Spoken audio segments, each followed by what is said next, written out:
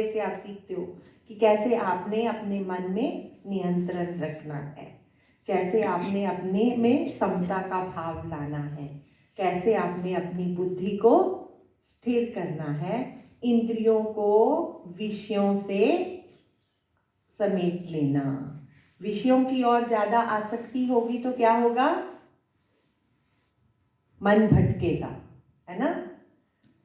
तो इसलिए 18 वेद हमें स्थिरता की ओर ले जाता है।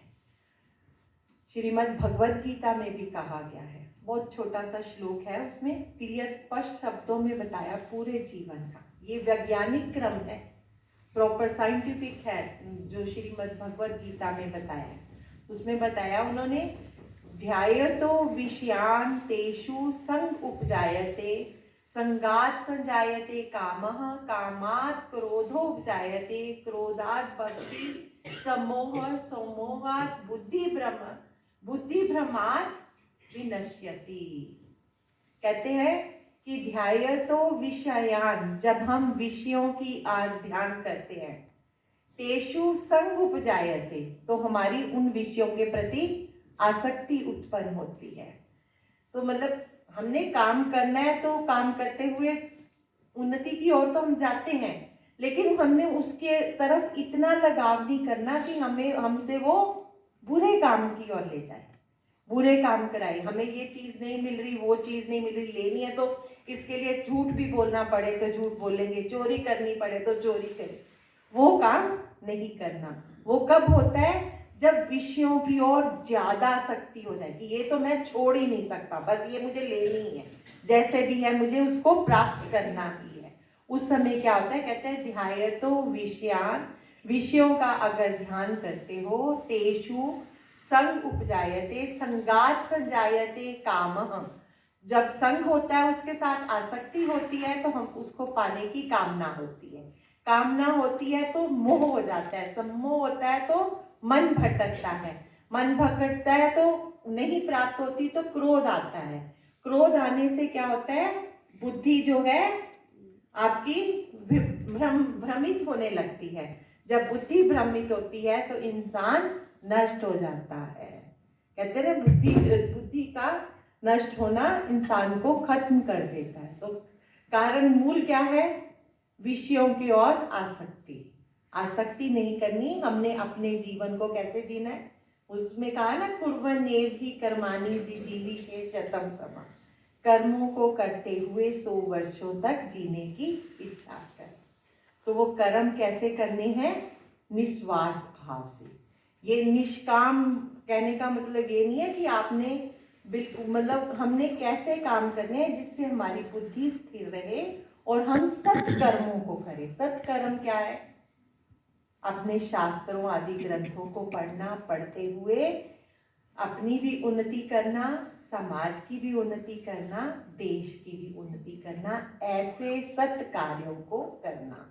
और वो सत् कार्यों को करते हुए आत्मा की भी शांति कर रखना और अध्यात्म विद्या को भी जानना और मन में स्थिरता को लाते हुए कर्मों को करना। तो उसके लिए सबसे पहले क्या है? वैदिक विचारधारा, है ना। तो ये जो जितनी बातें मैंने बोली हैं वो वेदों के विचार बोल रहे हैं सारे। उन विचारों को हमने अपने व्यवहार में लाना है, उन विचारों के अनुसार हमने कर्म करना है। अच्छा लग रहा है बच्चे? Yes ma'am. सुनना अच्छा लग रहा है? Yes ma'am. बिल्कुल। हाँ, तो वैदिक विचारधारा हमारी यही है कि धर्म क्या है? जिसको धारण किया जाए उसे क्या कहते हैं? धर्म। तो धारण क्या करना? झूठ को।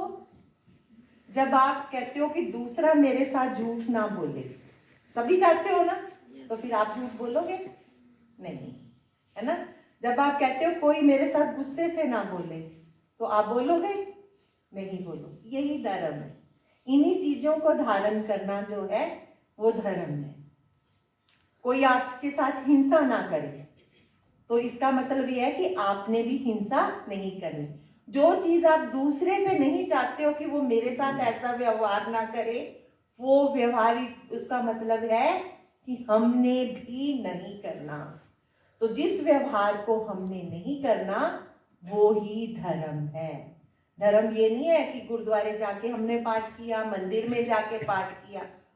वो हमें धर्म की बातें बताते हैं, भाव आते हैं उससे हमें कि हमने क्या धारण करना है।